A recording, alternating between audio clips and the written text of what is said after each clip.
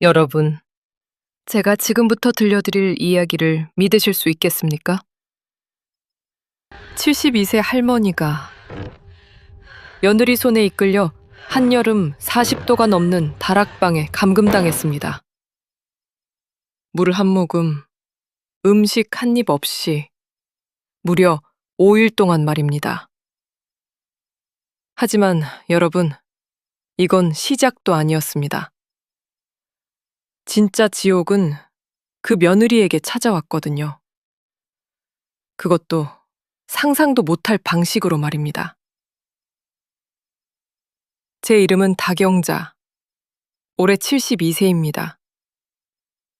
평범한 할머니였던 제가 어떻게 이런 끔찍한 일을 겪게 되었는지, 그리고 그 며느리가 어떤 최후를 맞게 되었는지 지금부터 차근차근 들려드리겠습니다.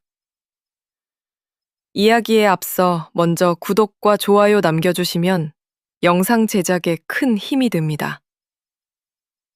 20년 전으로 거슬러 올라가 보겠습니다. 저는 남편과 함께 작은 2층 집에서 소박하게 살고 있었습니다. 아들 민수가 결혼을 한다고 했을 때 정말 기뻤어요. 며느리 수진이는 첫인상이 참 좋았거든요. 어머님 잘 부탁드려요. 딸처럼 모시겠습니다. 그때 수진이의 환한 미소를 지금도 기억해요. 정말 천사 같았거든요. 하지만 여러분, 사람의 겉모습이란 게 얼마나 무서운 거짓말을 할 수 있는지 그때는 몰랐습니다. 결혼 초기 2년간은 정말 완벽했어요. 수진이는 저를 어머니라고 정중히 불렀고 집안일도 척척 해냈습니다. 저는 정말 좋은 며느리를 만났다고 생각했어요. 하지만 3년 차부터 뭔가 이상했습니다. 처음에는 작은 변화였어요. 어머니, 오늘은 좀 피곤해서 며느리가 저를 피하기 시작했어요. 눈도 마주치지 않고 말도 점점 짧아졌습니다. 그러던 어느 날 충격적인 장면을 목격했습니다. 부엌에서 며느리가 전화 통화를 하는 소리가 들렸어요. 언니, 진짜 스트레스 죽겠어. 시어머니가 맨날 간섭하고 언제까지 이렇게 살아야 하는지 모르겠어. 그 순간 가슴이 철렁 내려앉았습니다. 내가 며느리에게 짐이었구나. 그런 생각이 들었어요. 하지만 더 충격적인 건 다음 말이었습니다. 그냥 없어졌으면 좋겠어. 정말로. 그 차가운 목소리를 지금도 잊을 수가 없어요. 그때부터였어요. 며느리의 눈빛이 달라진 게 저를 보는 시선에서 뭔가 위험한 기운이 느껴졌거든요. 2023년 7월 18일. 그날을 평생 잊을 수 없을 겁니다. 기상청 발표로는 최고 기온 39.2도. 아스팔트가 녹을 것 같은 폭염이었어요. 그날 아침 며느리가 유난히 상냥했어요. 어머니, 오늘 날씨 정말 덥네요. 시원한 곳에서 쉬셔야겠어요. 저는 며느리가 저를 걱정해준다고 생각했습니다. 점심을 먹고 난 후 며느리가 저를 불렀어요. 어머니, 다락방에 있는 오래된 앨범 좀 가져다 주실 수 있어요? 제가 무릎이 아파서. 저는 의심 없이 대답했죠. 그럼 당연하지, 수진아. 다락방으로 올라가는 좁은 계단. 덥고 습한 공기가 숨을 막혔어요. 어머니, 조심히 올라가세요. 며느리의 목소리가 뒤에서 들렸습니다. 다락방에 도착했을 때 뭔가 이상했어요. 앨범은 어디에도 보이지 않았거든요. 그때였습니다. 뒤에서 쾅 하는 소리와 함께 자물쇠가 채워지는 소리가 들렸어요. 순간 머릿속이 하얘졌습니다. 수진아, 수진아. 문을 두드리며 소리쳤지만 밖에서는 아무 대답도 없었어요. 여러분, 한여름 다락방이 얼마나 지옥 같은 곳인지 아시나요? 온도계가 있었다면 아마 45도는 넘었을 겁니다. 숨을 쉬는 것조차 고통이었어요. 첫날 밤, 저는 계속 문을 두드렸습니다. 수진아, 장난은 그만하고 문 좀 열어줘. 하지만 돌아오는 건 침묵뿐이었어요. 둘째 날, 목이 타들어갔어요. 입술이 갈라지고 혀가 목구멍에 달라붙는 것 같았습니다. 그때 밖에서 며느리 목소리가 들렸어요.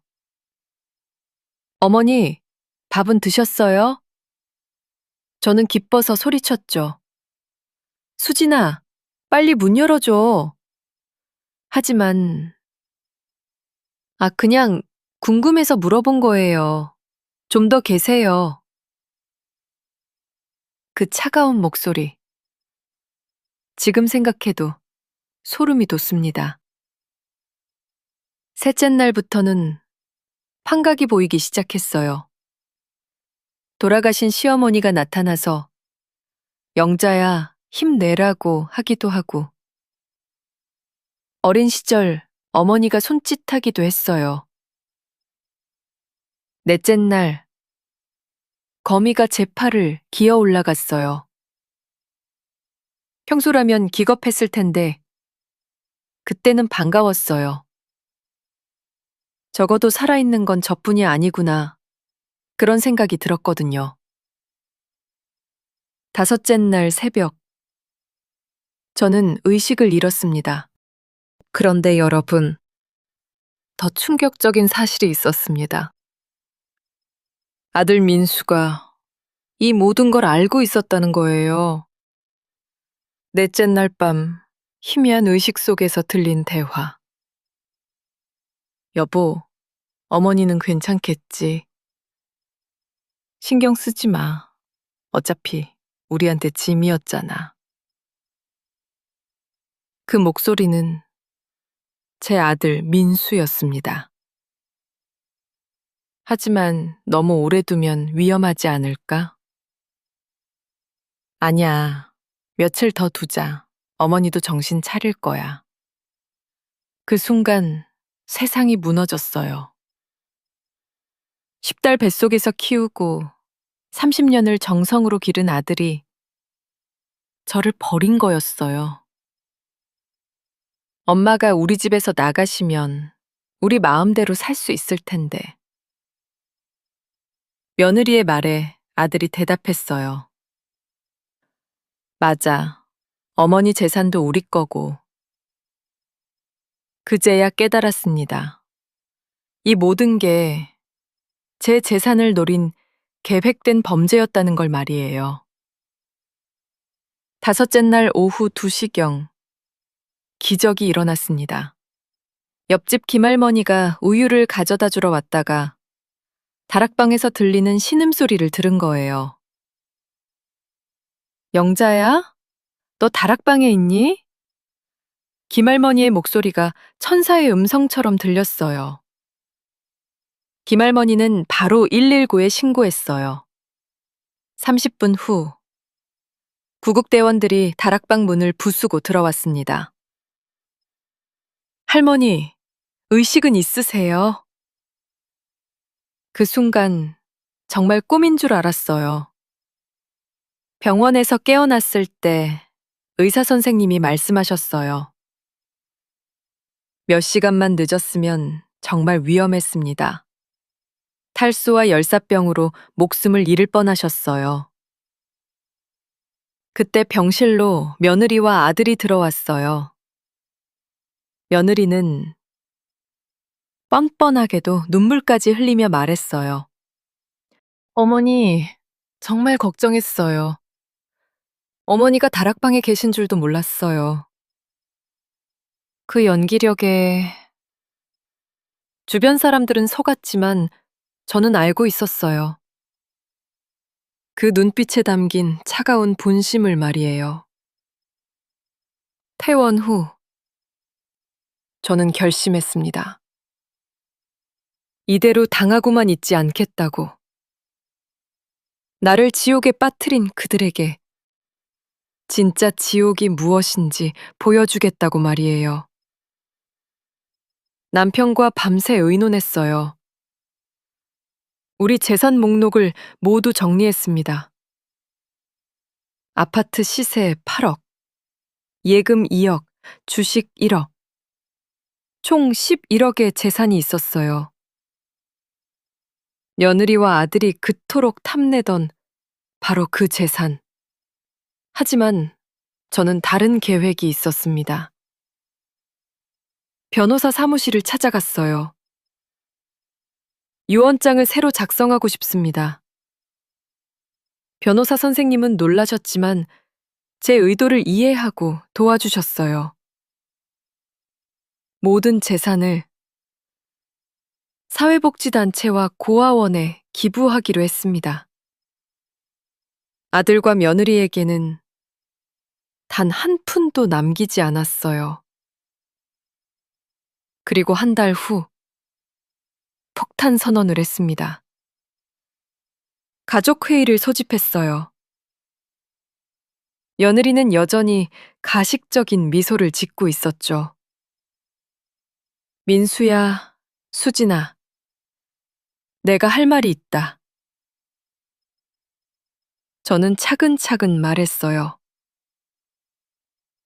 나를 다락방에 가둔 일 모두 알고 있다.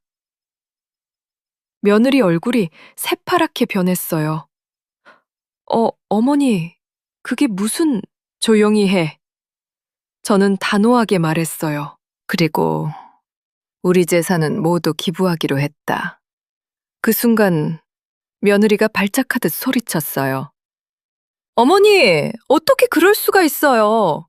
그 재산은 저희 거예요. 너희 거? 저는 차갑게 웃었어요. 너희가 언제 한 푼이라도 벌어왔니? 며느리는 무너져 내렸어요. 그토록 탐내던 재산이 눈앞에서 사라지는 거니까요. 아들도 마찬가지였어요.